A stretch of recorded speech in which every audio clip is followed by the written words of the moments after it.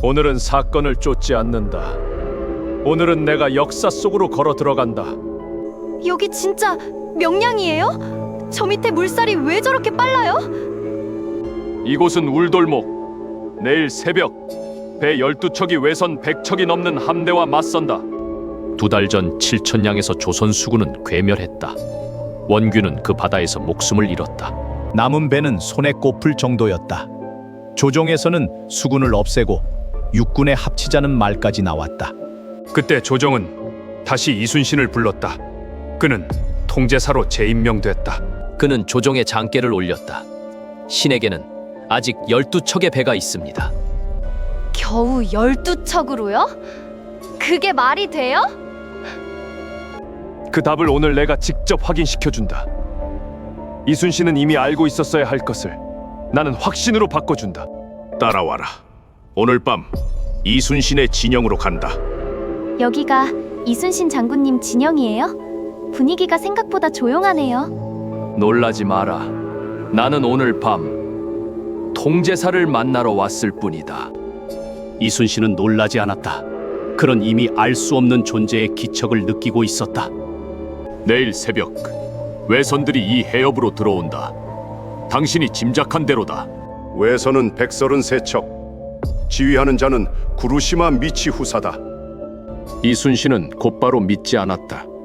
다만 낯선 자의 말이 자신의 정탐 기록과 겹친다는 걸 알아챘다. 정오 무렵 이 물목의 조류가 반대로 뒤집힌다. 그 순간이 전세를 가른다. 이순신은 말없이 고개를 끄덕였다.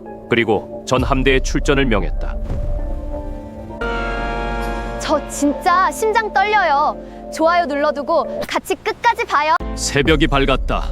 장계에 적은 12척에 한 척이 더해져 13척이 물목을 지켰다.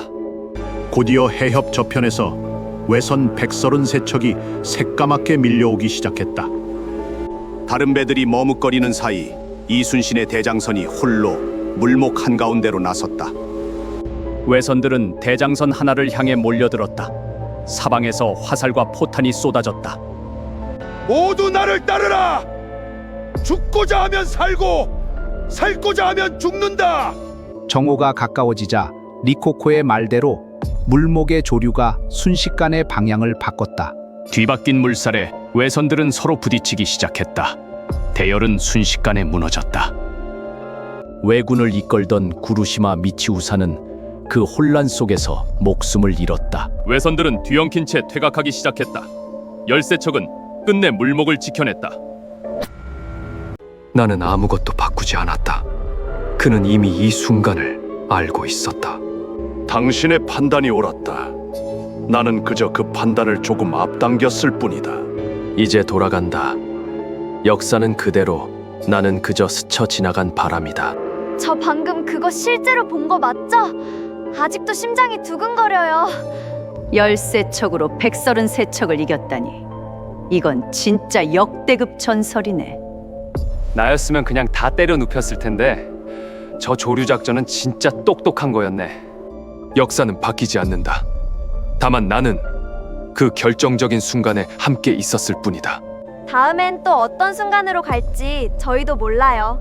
구독해두고 다음 편도 같이 봐요. 시간은 넓다. 다음 순간에도 나는 정한 곳으로 간다.